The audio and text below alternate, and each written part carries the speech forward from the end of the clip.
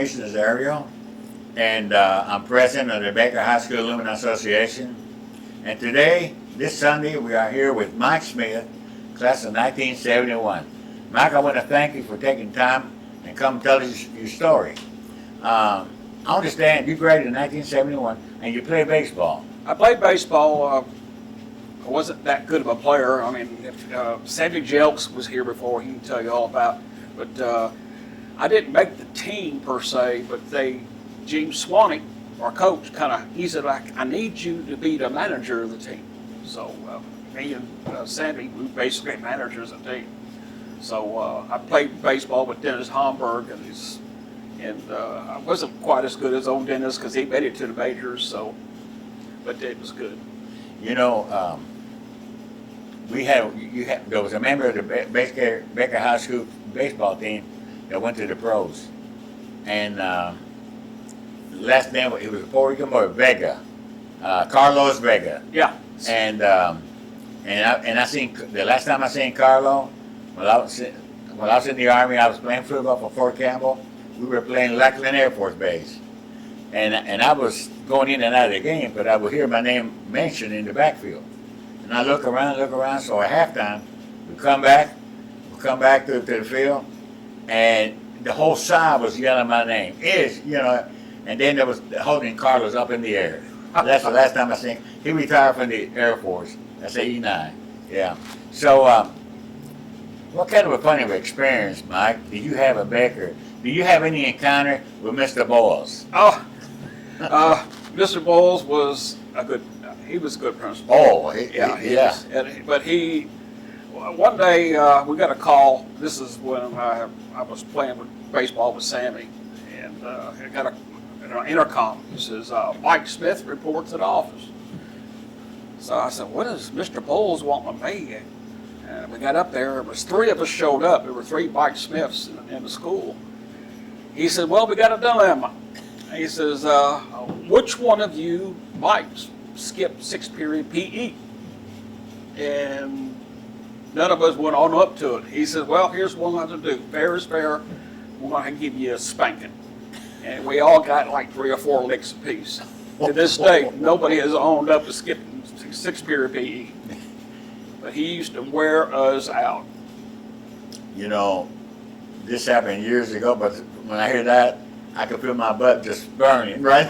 And he'll take that paddle and he'll come up this way with it. But he would say, oh, he did it in my time.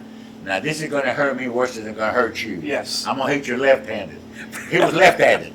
You know? It's bent over and soon to position. Oh, I said, yeah. So, after you graduated, what made you join the service? Well, actually, it was last year we started having some problems with other schools coming in and starting riots and stuff. And my mom kind of pulled me out. She said, well, you're going to finish up. I said, Mom, I'm fixing to graduate. She said, no, we're going to take you down to Holly Turner. But right before that happened, the draft during Vietnam started up. And my dad got me aside. He said, you might want to consider signing up in the military. I said, I don't want to do that. And Saturday, I had a ping pong ball on the machine, and my number came up as number 3. And Monday morning, I ran down and signed up in the Army. And right after that, my dad went to Vietnam. Okay. Yes, and I got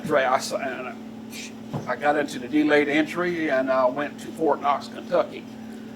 Yes. Well, first of all, where you take your basic training at? At Fort Knox. At Fort Knox. Yes, okay. Fort Knox. Well, I broke the camera, sorry.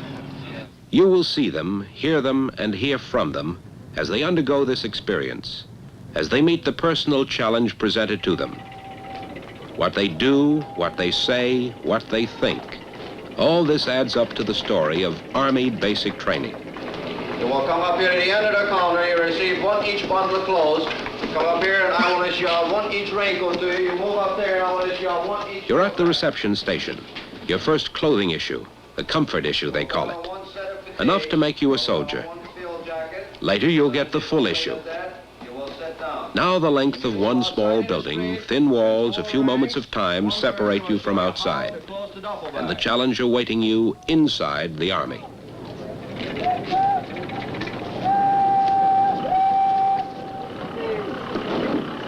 You get those dog tags and put them on.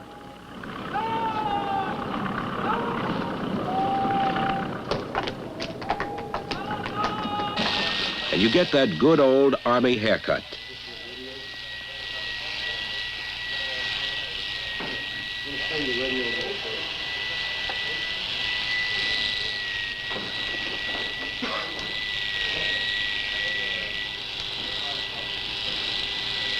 You're tested carefully to find your special talents for your own satisfaction in the service and for your country's. You have directions. Part 1, number reversal. Read the directions for Part 1, number reversal to yourself while I read them aloud. There you go. Well, you're here, really arrived. You can loosen up a bit now. Food and company. 2 good cure-alls for any doubts or miseries. And plenty of food and company. Take these studs I give you, put them inside the socks you're now wearing, take a uniform off, put it in your duffel bag, and... Step down the machine. Heels back, your foot over. You're at the reception station just a short time, and you're feeling good as it goes along. Shoes. Boots. I want you to pick up 2 pair of combat boots and put them in your bag. Shirts for every occasion, summer and winter. There'll be no talking. You haven't done much except sign your name and make work for the IBM machines. But here you are with the works. 85 pounds of it. Next man. Please move up the line. Take your bag with you. None of this really prepares you for what happens next when you join your company for basic training. Nothing could, because from now on, this is how it is. Come on, move on out there. Let's go. Take on. Move on. Let's go. Hit it. Take off. On the double. Move out. Let's go. Move out. You hit that there. Get out of here. Let's get out of here. Move out, troop. Move. Come on, young troop. That's not heavy. It racks your back all right. Here's what one recruit said later when it was all over. And from the moment you got off, you were screamed at and yelled at and everything you can imagine. It's really scared us. When I give the command, stand at ease, I want all heads and eyes to turn towards me. Did you take your AIT at Fort And Knox? I took my AIT, I went straight to Fort Gordon Signal Corps. Okay, that's right, in the Signal Corps, yeah. And I signed up as a 72 Echo, which is basically communications. Because the recruiter says, hey, if you don't want to go to Vietnam, it says, go ahead and sign up what you want to get into. My dad always told me that. He said, sign up what you want to get yourself into. And I said, communications, it's wide open, so I signed up for communications. I eventually wound up in communications myself. But I started 111, infantry, like everybody else. So let me ask you this. How long was your basic training?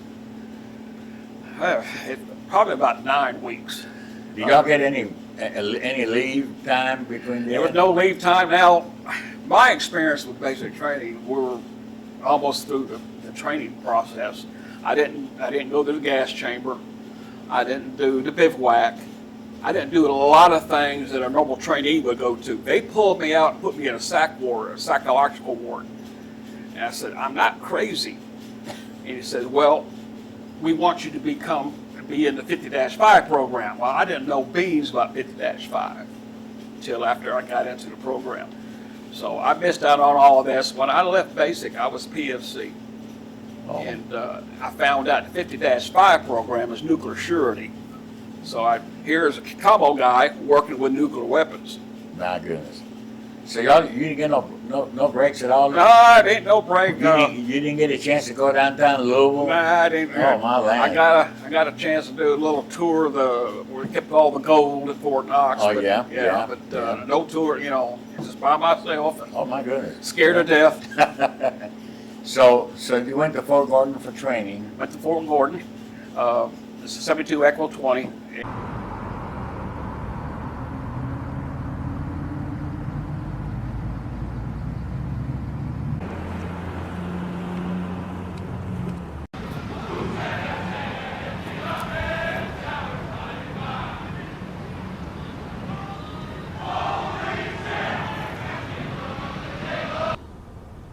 I did all my training there, and I got orders to Germany right after that. Whereabouts in Germany were you? I was in a little place called Dülmen, which is Hamburg.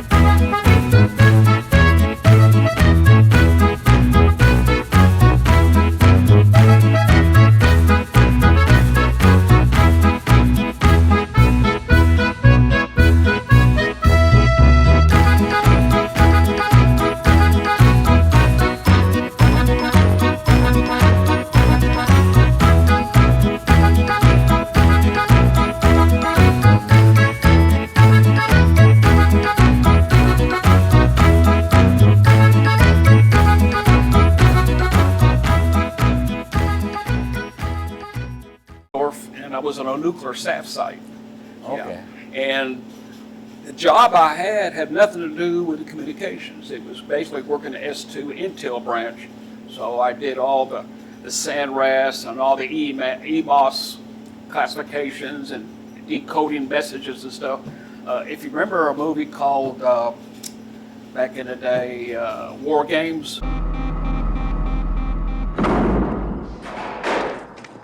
So that was like Sensimilia, right?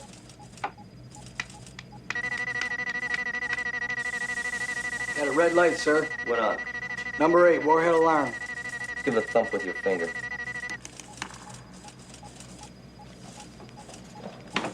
Alarm reset?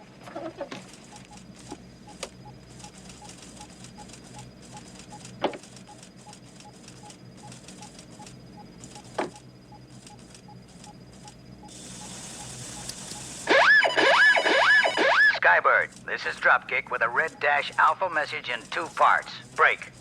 Red Dash Alpha. Stand by to Red copy Dash message. Alpha. Staying by. Romeo, Oscar, November, Charlie, Tango, Lima, Alpha. Authentication 22004. Yeah, that's basically what I did. Oh, okay. Yeah. Okay. So that was a very interesting job. It was an then. interesting job because we had nuclear weapons there, and in the unit we only had like 15, 20 EMs, and we worked on the German SAF site.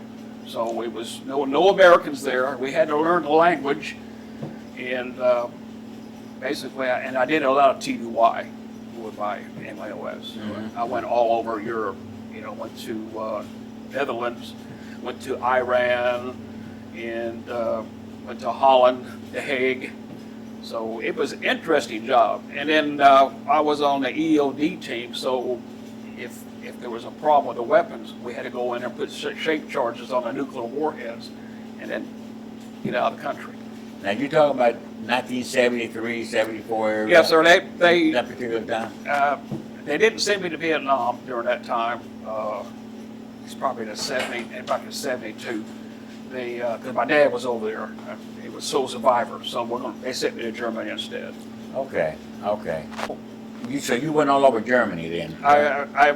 When I got there, they basically sent me everywhere, TDY. Did you ever go to Hanau by any chance? Germany? This is close to I forgot the name of it now. Mainz, Germany. Most of my travel was up in the northern part, near Bremerhaven, or on the Dutch border, so it was a nuclear SAF site. So. Now, I've been to one place you've been. I've been to Iran. Yes. But I was there for a different reason. I was there a different reason myself. Yeah. I'm not going to say why I was there, but... I say I was there for, I've heard about how high those mountains were. I had to walk them. I had to walk them for a good God about 2 weeks before we got to our vehicles. And boy, we glad to see our vehicles. So, as a matter of fact, my wife and I just took a cruise last year to Alaska. Kind of, in a way, reminded me of when I was in Iran, those huge mountains. So, how long did you stay in the service? I was almost 7 years. Almost 7 It years. was 7. And it got, when I left Germany, I went back to Fort Gordon and changed my MOS. And they kept me there as an instructor at Signal Towers. And then I was there about 15 months and then sent me back overseas, nuclear surety program, and I ended up in Turkey. Been there too. And on the way to Iran, we flew into Turkey, Incirlik, I think. Incirlik. Yeah. Incirlik. Air Force Base on the southern part. And we had to be prepared to jump in Iran. And we had C-130s, dirt runways, in Iran. But we tried 6 times because of sandstorm. We couldn't jump in, and we couldn't jump in Iran. But it was in Iran that all of us guys, we were there. We were in a whole battalion. There was 2 companies. We were brigades, and it was a battalion. We were there. And we thought, Fort Campbell's not too bad after all. We got 3 meals a day, and we got a bunk to sleep in. And then we realized how fortunate we were to be living in the United States. Yes, absolutely. Yeah, so it's, I hope I've heard they're going to bring the draft back, and I hope so. So these young people get an education. Well, you'll grow up real quick. And and you'll learn to respect things. But I grew up, I came from a family of 9. I was the oldest, and the draft was probably the best thing that ever happened to me. And then when I went down to sign up, and my dad was in the military, and my wife's father was in the military, so we're all part of a military family. I was the only one in our household besides my dad serving, so I'm glad I did. That was great 7 years. When I was in, and I went after basic and AIT, I went to airborne school here. And we had about 1,000 people going out, to try for airborne school. Half of them quit the first week, but I couldn't quit. I wasn't allowed to quit. The reason for that is my dad was a post sergeant major. Yes.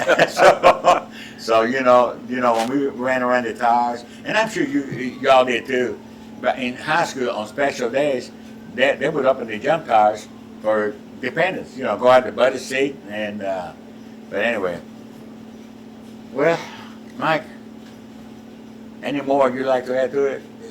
Well, like I said, we go back to when I went to Fort Hood. I was on the AG inspection team, and I stayed in the field. Every time a unit went on the RTAP, I had to go to inspect. Our commanding officer, second AD, was General Patton, which was his son. And I was honored. We were sitting in an office one day, and I was reporting back to him, giving him an after-action report on an inspection we just did. And he says, a lieutenant walked in the building. He says, Lieutenant, when's the last time you've been out in the field? Oh, sir. He says, I'm looking down at your boots, and they're all spit shine. You ain't been out in a while. He says, go out there and dust your boots. He had a cat litter box outside of his office, and he scarfed his boots and come back in. He says, so, Lieutenant, that's a lot better. I said, what do you think, Sergeant Smith? I said, it's okay with me, sir. But we were the last company. I was 142nd Signal, and do a passing review with General Patton. He had his silver helmet, had his pearl handle pistols that his dad had, and then he retired after that. And, I haven't heard those terms in years, but I can remember Sawyer. I remember in guard. How come they were saying dirty? And did you run with them people? Yes, Sergeant. We ran 5 miles. Go over there and jump in that mud puddle over there. Mike, thanks a lot. Those are good stories. And folks, this was all about. If you want to find out what's going on, ask the veteran. He can tell you exactly what was going on. And I want to thank Mike for coming over. And you veterans, please let me know. Let me know that you want to share your story. Mike, thank you again. Thanks, sir. I appreciate you. Appreciate your service. Appreciate it. Last question that I almost forgot. Last question that I ask all the veterans. If you had to do it over again, would you do it? Oh, hell yeah. We're all in a heartbeat. You know, in a heartbeat. I'll tell you a little bit. I didn't tell my dad I was going to join. I surprised him.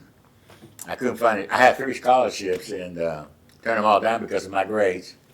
And so at that time, I went downtown and I volunteered for the draft. And boy, that signed me up. So my buddy and I give anything if I remember who he was. We went down on Broadway. That's where the recruiting was at that time. Well, we walked into the recruiter and we're looking at the Army poster, airborne poster, and it was a Sergeant E7. You boys interested in joining the Army? I said, oh, we already joined. We volunteered for the draft. We're going to go airborne. He says, you can't. You know, you got to be RA, regular Army.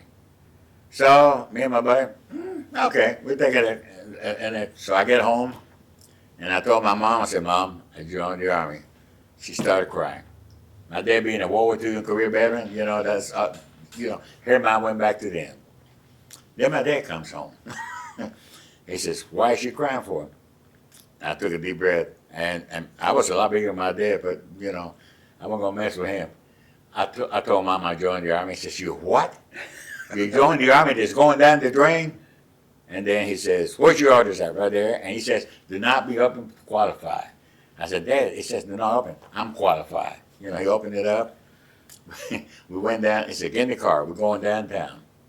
So we opened them big 2 doors. And the Army sergeant first was sitting up right at that right front. And when he looked at that door, he seen them stars. Boy, he turned whiter than what he was. And he hollered, attention up. My dad asked you where. I understand you're the recruiter that signed my son. They're going to airborne school? Yes, Sergeant Major. I said, the hell's he doing going to Korea afterwards? There ain't no airborne units in Korea. You know? Oh, I'm just made a mistake, Sergeant Major. I'll fix that right away. You know? and you know, my dad, you know, he was a good, no question about it, he was a good soldier. You know, people thought a lot about him, but I didn't know how much power a Sergeant Major had until I joined the Army. Yes. And boy, when they came out, when they made battalions, we had our first, they were scared to death of them. Mm-hmm. I mean, they thought they were God. Anyway, I don't want to get started going. Thank you, folks, and we'll see you on the next time.